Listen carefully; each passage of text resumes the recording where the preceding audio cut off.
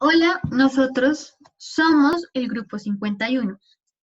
Antes de hablar de los principios y la proposición de Modigliani y Miller, es importante entender el contexto que llevó al desarrollo de esta teoría. Entonces, cuando una empresa necesita obtener fondos para sus inversiones, ésta debe decidir qué estructura de capital debe optar. Es decir, si la empresa se financiará vía deuda o vía equity. Para ello, introduzcamos un pequeño ejemplo. El gerente de Ford quiere sacar un superconvertible Ford Mustang 500 y está planeando cómo financiar aquel proyecto.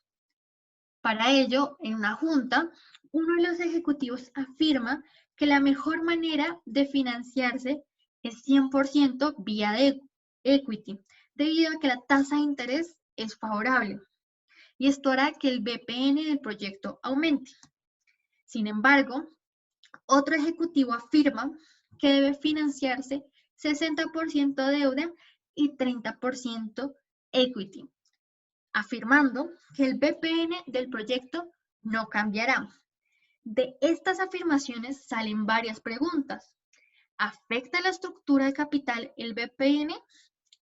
¿Cambiará el valor de la empresa en razón de que cambia la relación deuda-equity? ¿El precio de las acciones cambiará? Estas y más consideraciones fueron las que hicieron Modigliani y Miller. Indagando en estas preguntas, fue que desarrollaron 5 principios y 2 proposiciones. Y gracias a esta contribución fue que en 1985 Modigliani y Miller fueron galardonados con el Premio Nobel de Economía. Para efectos del video, solo se va a hablar de la primera proposición y de los 3 principios de Modigliani y Miller. Para explicar su teoría, Modigliani y Miller establecieron las condiciones bajo las cuales sus postulados tienen cabida. El primer supuesto es que es un mundo sin impuestos. El segundo es un mundo sin costos de transacción. Y el tercero es una política de inversión conocida o fija. Es decir, que los flujos de efectivos generados por sus inversionistas no cambian o no revelan nueva información.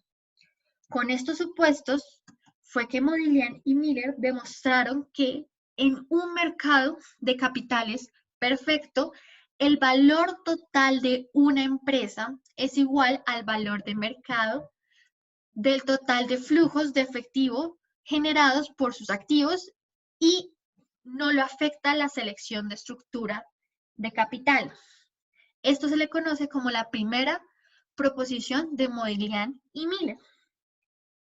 El resultado de esta proposición fue un sencillo argumento, el cual nos dice que el flujo de efectivo total que se paga a todos los accionistas de la empresa es igual al total del flujo de efectivo generado por los activos de esta. Entonces, según la ley de precio único, los valores de la compañía y de sus activos deben tener el mismo valor del mercado total. Para entender más claramente esta proposición, vamos a introducir un ejemplo. Para ello, pensemos en una botella de vino. La botella de vino es o son los activos de la empresa. Es decir, que los activos de la empresa o la botella de vino es el valor de la firma. Hablándolo más desde la analogía, lo que queremos decir es que el valor del vino, es decir, de lo que contiene el vino, es el valor de la botella, es decir, el valor de la firma. Y que la botella se puede servir en 2 copas. Una es deuda y la otra es equity, es decir, la estructura de capital. Pero que no importa cómo distribuyamos el vino en estas 2 copas, la estructura de capital no va a afectar el valor de la empresa. Es decir, que no importa si en una echamos más vino o en otra echamos menos vino, el valor de la empresa va a ser el mismo, ya que el valor de la empresa es la cantidad de vino, no cómo se distribuye el vino.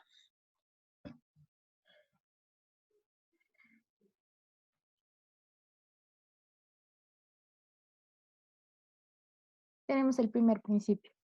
El primer principio nos dice que el valor de mercado de los activos es igual al valor de mercado de la deuda más el valor de mercado de equity. O también podría decirse que el valor de mercado de los activos debe ser igual al valor de mercado de las securities. Entonces, si sabemos que el valor de una firma es igual al valor de mercado de los activos, se podría decir que una firma se puede ver como un portafolio de activos o un portafolio de securities, deuda y equity. Por lo tanto, el valor de mercado de estos dos portafolios debe ser el mismo, bajo las condiciones y los supuestos dados. Es decir, continuando con el ejemplo de la botella de vino, el contenido de la botella de vino, que en este caso serían los activos, debe ser igual al contenido en ambas copas, que serían las securities, es decir, deuda y equity. A continuación se va a presentar el principio número 2, denominado conservación o distribución del riesgo. En primer lugar, tenemos que el rendimiento esperado es igual al costo de oportunidad y a su vez esto es igual al WACC. En el lado izquierdo, en el WACC, podemos expresar el rendimiento como un portafolio de securities, mientras que en el lado derecho, con el modelo CAPM, podemos expresar el rendimiento como un portafolio de activos. En conclusión, el rendimiento esperado es igual al costo de oportunidad. Adicionalmente, tenemos que el riesgo sistemático de la firma es igual al riesgo sistemático de los activos. El riesgo sistemático hace referencia al riesgo diversificable. El riesgo de los activos es un ponderado de los riesgos entre el riesgo de la deuda y el riesgo del equity. Como se puede observar, este está dado por el riesgo de la deuda multiplicado por su peso, más el riesgo del equity por el peso del equity. En conclusión, el riesgo de la firma siempre está dado por el riesgo de sus activos, el cual debe ser igual al riesgo total de los securities.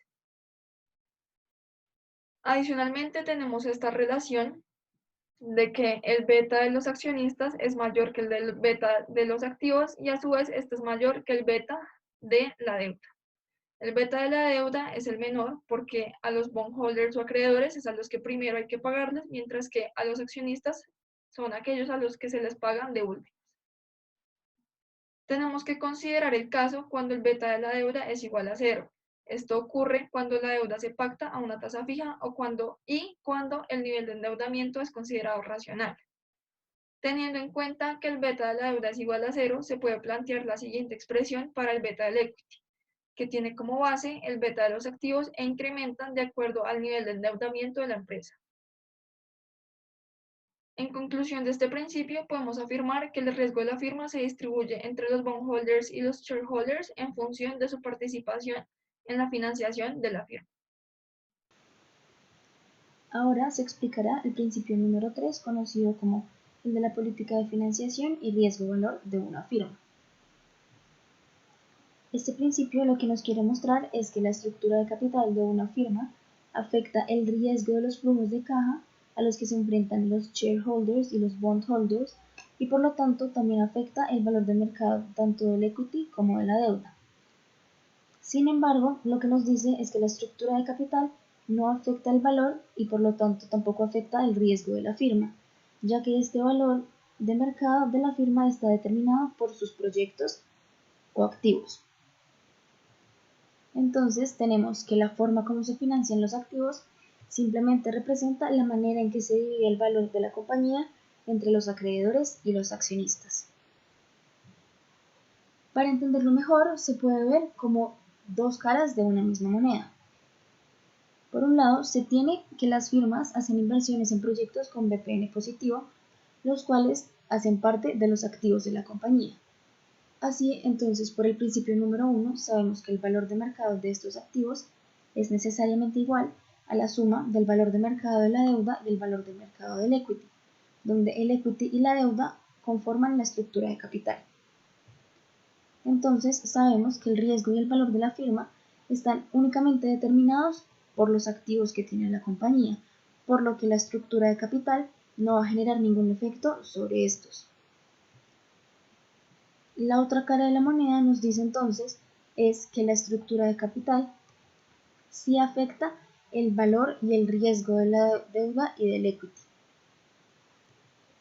Así, entonces, a manera de conclusión, podemos ver que si el riesgo de los activos y el valor de la firma son independientes de la estructura de capital, entonces necesariamente el costo de oportunidad de la firma también va a ser independiente de la misma. Interiorizando entonces lo que aprendimos con la proposición número 1 y los 3 principios explicados, se podría llegar a entender esta situación. Si existen dos empresas, una apalancada y la otra sin apalancamiento, con la misma inversión en activos o proyectos, entonces necesariamente van a tener las dos empresas los mismos flujos de caja y por lo tanto tendrán el mismo valor y el mismo costo de oportunidad.